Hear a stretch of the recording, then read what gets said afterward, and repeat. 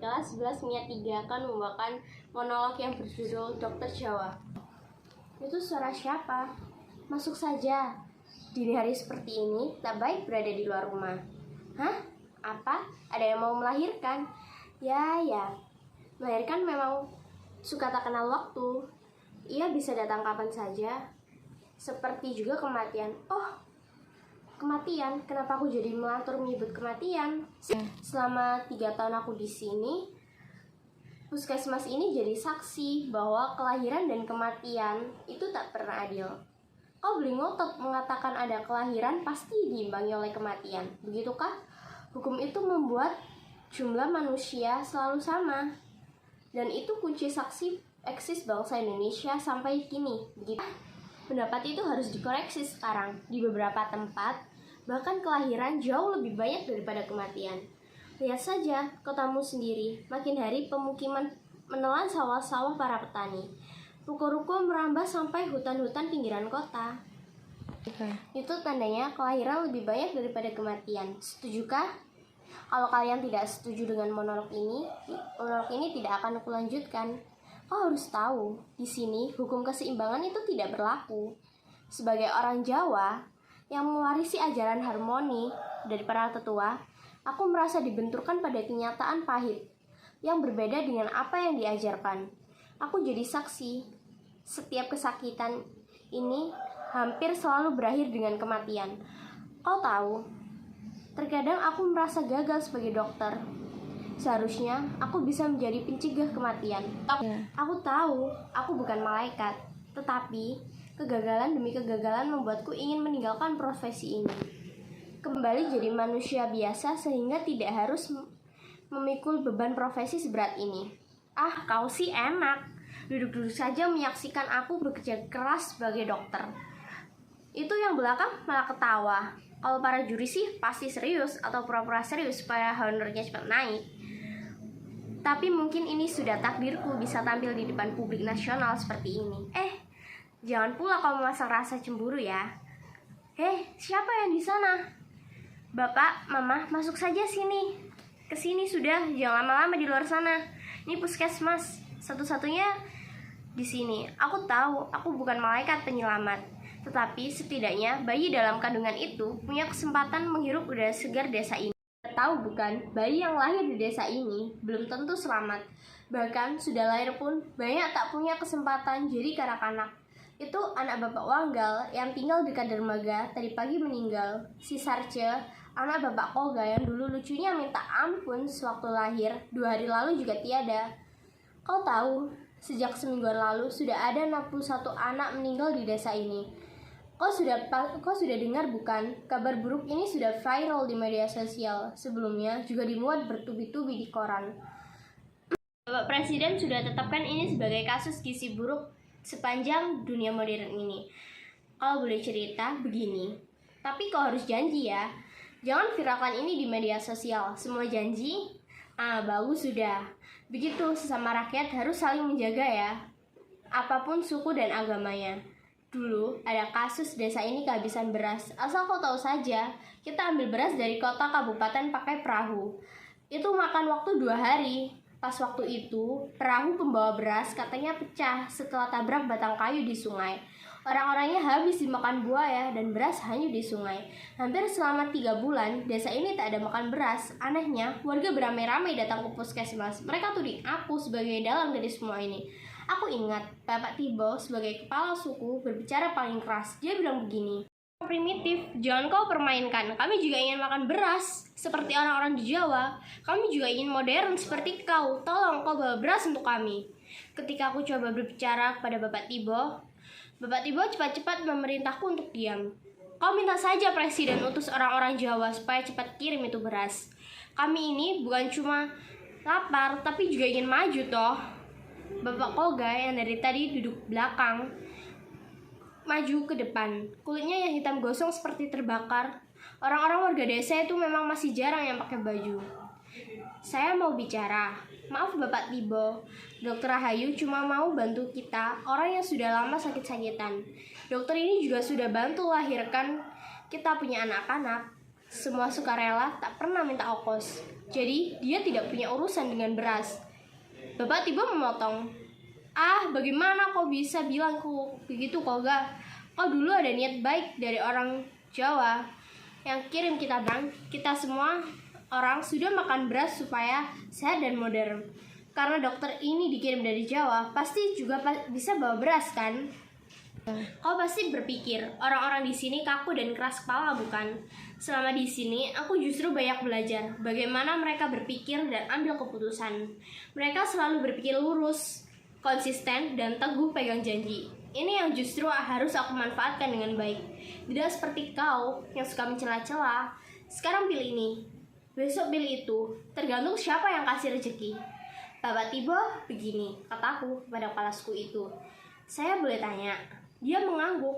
Bapak Tibo dulu dilahirkan mama setelah kerjasama dengan ada punya bapak. Walau ia tampak bingung, tapi wajahnya jadi lucu ketika ia bilang, "Ah, ini apa kau tanya-tanya itu? Tanpa mereka, mana bisa kita ini ada, begitukah?" Waktu mama dan bapak kerjasama, mereka ada makan apa toh? Kulihat mukanya bertambah lucu. Setelah celingukan seolah melihat warga lain, ia bilang, "So pasti makan sagu." Aku tahu ia mulai terjerat. Langsung saja aku tarik jerat agar mudah memelintir lehernya.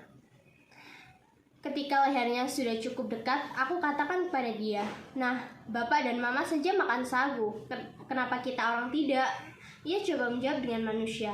Orang Jawa so bilang kalau kau berhenti makan itu sagu, kau pasti jadi modern, tidak lagi primitif. Kami di sini semua ingin juga modern toh, Bapak Tibo. Jadi modern tak harus makan beras. Orang Belanda tak makan beras, tapi makan roti dari gandum. Karena gandum hidup di tanah Belanda. Nah, kalau di tanah Papua ini tumbuh sagu. Kenapa kita tidak makan sagu saja? Kita bisa olah sagu jadi roti, begitukah? Mana pula bisa begitu? Tiba-tiba orang yang tadi diam saja. Aku sungguh ingat, dialah lelaki yang datang ke puskesmas malam-malam membawa seseorang yang terluka. Ia menggendongnya, katanya, "Dokter, jangan banyak tanya, obati saja dia." Aku minta kepadanya membaringkan lelaki yang luka di sini, di bangku ini. Aku lihat darah mengucur di dada kirinya. Lukanya cukup parah. Aku tahu ini luka tembak. Ada peluru tersarang di tubuhnya. Bapak, dia harus segera dioperasi. Saya tidak punya alat, jadi bapak harus bawa dia ke rumah sakit kabupaten. Saya sudah bilang, kau obati saja dia. Jangan tanya, apalagi kasih itu perintah. Ketika mengatakan itu, ia mulai mengacukan sebuah senjata. Aku sedikit gugup, tapi coba aku sembunyikan dengan memasang muka serius, seperti dokter pada umumnya. Mungkin begini ya, wajah serius seorang dokter. Kalau bapak tunjuk itu senjata, saya tidak bisa bekerja. Bapak duduk sudah di sini. Saya akan keluarkan itu peluru dengan pisau yang kurang steril. Maukah? Spontan ia jawab, "Itu terserah kau. Kan kau yang dokternya, sudah saya bilang, jangan banyak tanya." Untung peluru itu tidak terlalu dalam. Meski begitu, aku tetap membiusnya dengan menggunakan pisau bedah seadanya. Aku berhasil mengeluarkan peluru itu. Ketika mencuci tangan dalam ember di halaman, lelaki itu mengejar, "Jangan dokter, kasih mati itu teman. Kenapa dia tidak bergerak? Saya bisa kasih mati juga sama dokter. Tolong, hidupkan lagi."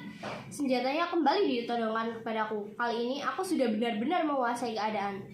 Kukatakan, "Bapak, tidak banyak gunanya bertempur di gunung-gunung. Mari sini gabung sama orang kampung. Kita sama-sama hidup sama orang kampung, sama republik. Bertempur sama tentara cuma akan hasilkan kematian." Tanpa kuduga, senjatanya ia simpan di dalam tas. Kulihat temannya mulai sadar. Ia kembali menggendong temannya dan pergi menghilang di kegelapan malam. Aku lanjutkan lagi kisahku ya. Dengan orang-orang yang datang malam tadi. "Kau ada setujukah?" Lalu dia bilang gini, "Sagu kami sudah habis dimakan tentara. Apa yang harus diolah jadi roti?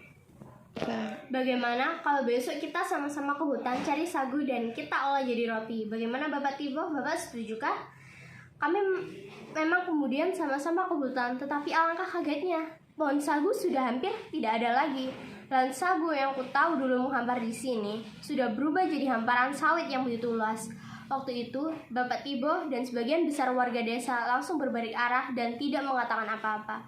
Sejak itukah sikapnya mulai mengeras. Ia tetap ngotot ingin makan beras dan memerintah Dan pemerintah di Jawa harus bertanggung jawab pada keadaan di sini.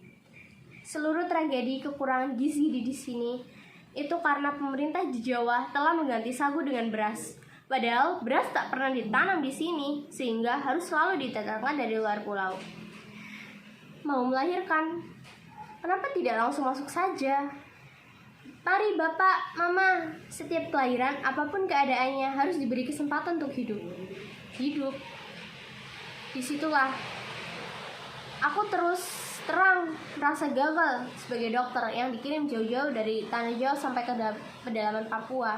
Di sini, di tengah-tengah kekayaan alam yang berlimpah, mengapa tragedi gizi buruk bisa terjadi? Tak bisa dinalar dengan logika kepala. Sudah aku coba menjadikan kematian demi kematian sebagai energi untuk bertahan, tetapi bukan kematian benar yang kutangisi. Hidup menderita di tengah kelimpahan berkah itulah yang jadi soal sekarang. Bagaimana mungkin di surga terjadi kelaparan? Sampai suatu hari, seorang transmigran asal Bali yang tinggal tak jauh di desa ini menyentak hidupku. Ia kebetulan kemarin untuk berobat karena di desanya belum ada puskesmas. Ia cuma bilang, hidup itu harus seperti yang sudah kau baca-baca di koran dan kemudian viral di media sosial. Desa ini dilanda bencana gizi buruk. Aku merasa harus bertanggung jawab atas kejadian ini. Rencana semula ingin pulang ke Jawa untuk menjenguk ibu yang sudah usur, aku batalkan. Aku merasa harus di sini bersama warga. Merasa segala kesulitan, kebersamaan jauh lebih dibutuhkan daripada kesengsaraan hidup. Aku tahu, Bapak Tibo tidak pernah sepaham denganku. Tetapi di ujung penderitaan ini, hanya kebersamaan yang bisa menyelamatkan hidup. Ayu katanya suatu hari, masih untung kami punya dokter, beras tidak penting lagi untuk kami. Ini kami bawa hipere. Kami tahu dokter juga sudah lama tidak makan beras. Silakan dokter. Aku kaget bukan main. Ia bawakan segenggam ubi. Ini makanan paling mewah di saat seperti begini. Belum sempat aku tanyakan dari mana ia peroleh hipere. Bapak Tibo berkata, nanti malam kami ada gelar bakar batu. Kami undang dokter ke desa. Setelah itu Bapak Tibo pergi begitu saja. Aku berdiri terpaku di halaman puskesmas. Kepala suku yang kupikir kaku dan main kuasa itu menyimpan kebaikan yang selama ini tak pernah diperlihatkannya. Sepanjang hari aku berpikir, tradisi bakar batu biasanya digelar sebagai ucapan rasa syukur dan menyambung tali silaturahmi warga. Berarti ada hal istimewa yang sudah terjadi. Kami tahu dokter orang muslim, kami tidak pakai itu babi, kami cuma bakar daun dan hipere, kata Bapak Tibo. Ia menyambutku di gerbang kampung. Sebelum benar-benar tiba di tengah-tengah desa, aku bertanya kepada Bapak Tibo, Bapak, jika boleh tahu, dari mana seluruh hipere dipakai bakar batu? Bapak Tibo hanya tersenyum. Ia tak segera menjawab. Pria berbadan kekar, walau usianya sudah di atas 60 tahun itu, cepat-cepat menuntunku ke dalam perumahan warga. Di tengah-tengah kampung, warga membuat lingkaran mengelilingi api. Mereka membakar batu-batu sebesar genggaman orang dewasa. Antara kerumunan warga lokal yang malam itu tidak pakai baju, tiba-tiba aku menangkap sosok-sosok berbeda. Seseorang di antaranya aku kenal sebagai transmigran dari Bali. Dia yang dulu pernah berobat ke puskesmas. Ia ditemani oleh 5 orang lainnya, mungkin sesama warga transmigran. Silakan dokter, saya kenalkan, ini orang yang kasih kita selamat dari kelaparan, kata Bapak Tibo. Setelah memberi salam kepada para transmigran dan para pemuka suku pedalaman, aku bertanya, jadi Bapak yang sudah membawa hipere ke kampung ini? Seseorang yang berpakaian seperti kepala suku cuma menjawab, kami menanam ini semua di tanah Papua, tentu untuk orang Indonesia, katanya. Nah, sekarang silakan saudara-saudara maknai sendiri kata-kata kepala suku dari pedalaman itu. Aku mohon permisi, ada pasien yang menunggu di luar halaman. Bapak, Mama, ayo sudah sini. Puskesmas ini terbuka untuk siapa saja, tak perlu takut sama dokter Jawa. Kita semua bersaudara toh.